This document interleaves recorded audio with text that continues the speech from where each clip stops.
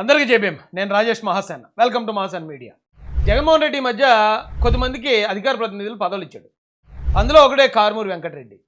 ఇంటికి ఎవడి కారుమూరి వెంకటరెడ్డి అంటే వార్తలు వస్తున్నాయి. చుండూరులో దళితులను చంపిన హంతకుల్లో ఒక హంతకుల కుటుంబం అంటే అది. అలాంటి వాడికి ఎలా ఇస్తాడు జగన్ రెడ్డి అని కొద్దిమంది పాపం అమాయకంగా అడుగుతున్నారు. కానీ జగన్మోహన్ రెడ్డి ఎప్పుడూ క్లియర్గానే ఉన్నాడు. చుండూరు హంతకులుగా ఆయన ఇస్తాడు. చుండూరు హంతకులు ఒకటే కదండి, ఈ రాష్ట్రంలో దళితుల మీద దాడులు చేసిన ప్రతి ఒక్కరు ఏ పార్టీలో ఉన్నాడో ఒకసారి మీరు చూడండి. రాష్ట్రాన్ని కుదిపేసిన రామచంద్రపురం శిరోమండలం కేసు, దానిలో శిక్ష పడిపోయిన తోట త్రిమూర్తులు గారు ఏ పార్టీలో ఉన్నారు?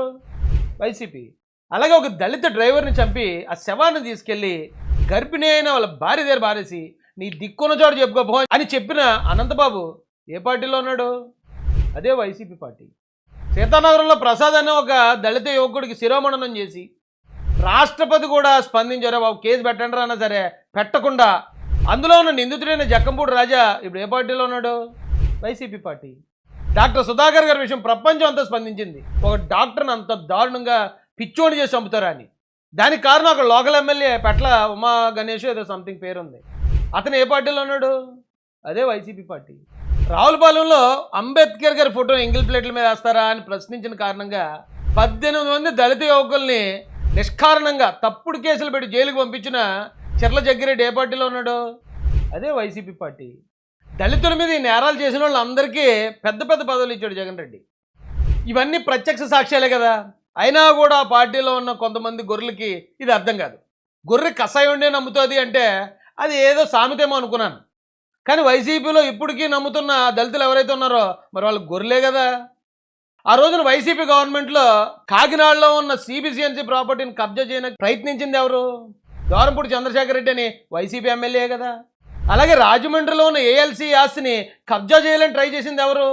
ఇదే జక్కంపూడి రాజా మనుషులే కదా. అంటే క్రైస్తవ ఆస్తులను కూడా పట్టపగలే కబ్జా చేయడానికి జగన్ రెడ్డి ప్రయత్నించినా కూడా లేదు జగన్మోహన్ రెడ్డి క్రైస్తవులకి ఏదో దిక్కు అండ కొండ అంటున్నారంటే మరి అలా అనేవాళ్ళని గొర్రెలు అంటే తప్పే ఉంది. ఎందుకంటే గొర్రెలు కషాయం ఉండే కదా నమ్ముతాయి.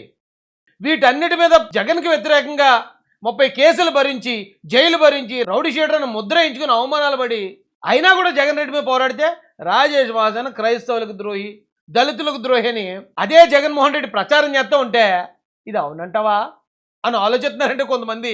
మరి వాళ్ళ గొర్రెలు అనకపోతే ఏమనాలి? దళితుల 27 పథకాలు రద్దు చేశాడు. అంబేద్కర్ గారి విదేశీ విద్య పేరు తీసేసి ఇతని పేరు పెట్టుకున్నాడు. పీజీ స్టూడెంట్స్కి ఇచ్చే స్కాలర్షిప్ని రద్దు చేశాడు. బెస్ట్ అవైలబుల్ స్కూల్ తీసేశాడు. ఎయిడెడ్ స్కూల్ తీసాడు. ఎలిమెంటరీ స్కూల్ నాచని ఎన్నిట్లో కూడా ఎక్కువ శాతం బడుగు బలహీన వర్గాలుగా చదివేది. అయినా కూడా జగన్మోహన్ రెడ్డిని ఇప్పటికీ వెనకేసుకొచ్చే వాళ్ళని మరి గొర్రెలు అన్నపోతే ఏమనాలి? ఒకసారి ఎవరైనా కామెంట్ చేయండి. జై భీమ్, జై భారత్, జై జై మహాసేన, జై తెలుగుదేశం, జై చంద్రబాబు, జై జై లోకేష్.